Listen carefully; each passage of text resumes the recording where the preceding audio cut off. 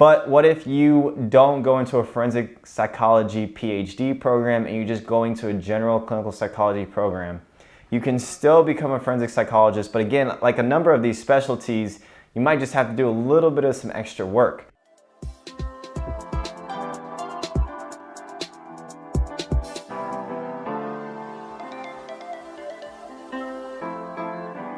What's up, fam? Welcome back to the channel. My name is Phil Sarpon. If it's your first time here, welcome. This is Phil's Guide to PsyD. This channel is dedicated to all things psychology, wellness, and grad school. Today we're going to be talking about forensic psychology. It's a question that I've been getting from some of you guys about basically, what is forensic psychology, how to become a forensic psychologist, and what are the different pathways and things like that. And so what do they actually even do? And so all of that in this video and more. Let's go ahead and get started.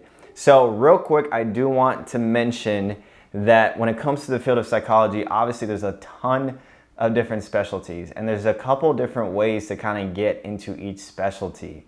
There is obviously probably the most obvious way of becoming a forensic psychologist is just going into getting a forensic psychology PhD. So you find different programs that only are specializing in sort of a PhD or a PsyD in forensic psychology, right? So this is where you're going to go into these programs and they're going to only just obviously talk about forensic psychology. And after you get done with the program, you can get your licensure, you can get your certification, and it's pretty straightforward. But what if you don't go into a forensic psychology PhD program and you just go into a general clinical psychology program?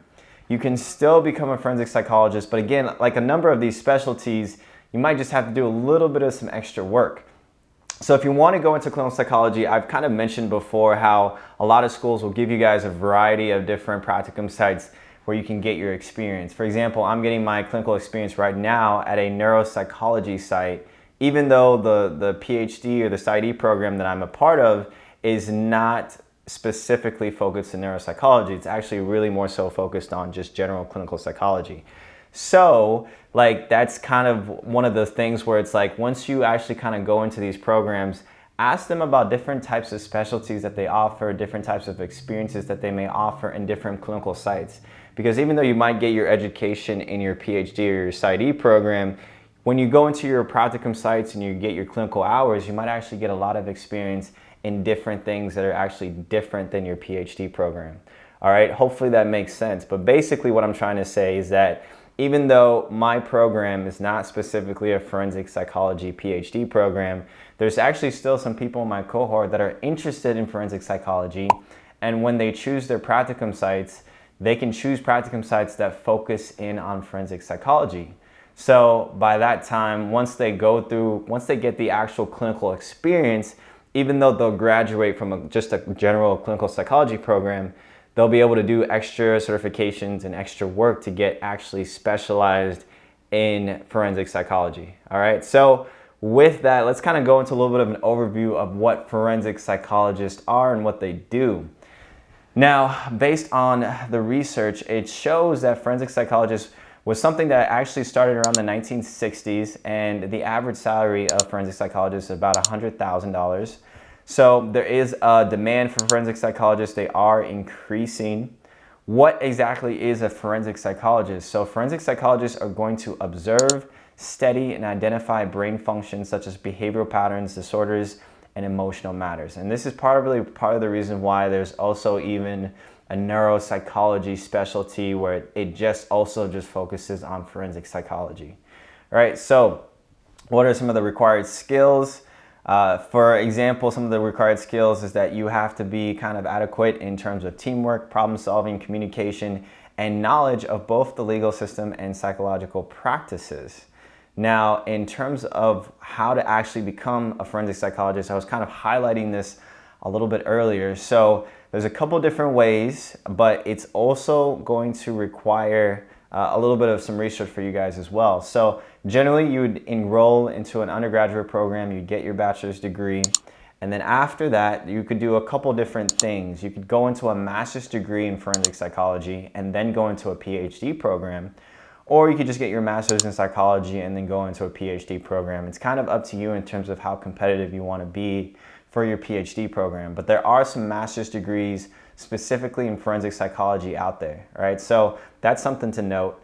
The other thing is that after you get your master's degree, or maybe you don't get your master's degree, you go into your PhD program. PhD program is going to take at least 4 years, and then from there, you will definitely want to do a dissertation in some way, shape, or form that's connected to forensic psychology.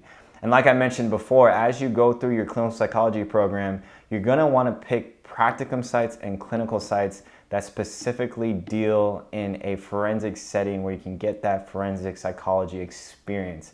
That's going to be really, really crucial, because then after you complete your PsyD or your PhD program in clinical psychology, you can actually apply for internship. And again, you're going to want to apply for an internship that deals with forensic psychology. And because you have a number of different clinical hours in forensic psychology practicum sites, it's going to actually make you more competitive for when you actually choose your internship. All right, so that's 3 main things. Get forensic psychology practicum site experience while you're in grad school, and then choose an internship that deals with specifically with forensic psychology. And then also finally you want to do a dissertation that perhaps relates to forensic psychology. All of that is important because once you actually just get licensed as a clinical psychologist, then you are going to apply for board certification in forensic psychology. And in order to apply for board certification specifically in forensic psychology, you need all that experience, you need that internship, you need all of those hours to show that you actually do know what you're doing, what you're talking about when it comes to forensic psychology. All right, so hopefully that all makes sense. A number of themes that you'll probably see in a lot of these specialties is that there's always probably going to be one type of PhD or PsyD program that deals specifically with a specialty. And even if you don't go into that specific school, like a forensic psychology school, you can still go in the other direction of being a clinical psychologist, going through a general clinical psychology program and becoming a clinical psychologist, licensed clinical psychologist, and then do additional certification after that. But if you want to set yourself up for success, you really have to do the work while you're in clinical psychology school, while you're doing your internship, while you're doing your dissertation, and of course, finally, then it'll make it a little bit easier to get that certification in forensic psychology or whatever specialty you actually want to specialize in. Now, I know I mentioned this in almost every video, but it also is going to be a little bit different probably from state to state. So you also are going to want to take a look at your state requirements, and also probably, if you can, talk to a forensic psychologist in your area. You know, call one up, ask them a few questions, see what they did in order to become forensic psychologists. But in terms of just generally the forensic psychology field, it looks like a field that's really growing, where you can really specialize your services in a forensic setting, and you could probably do a lot of good, because I think psychology is one realm of a field that is really useful for forensic settings and legal systems and things like that. All right, so if you found this video helpful, definitely smash the like button. If you haven't already, subscribe to the channel. Again, this channel is dedicated to all things psychology, wellness, as well as grad school. My name is Phil Sarpon, and with that, I will see you guys in the next video.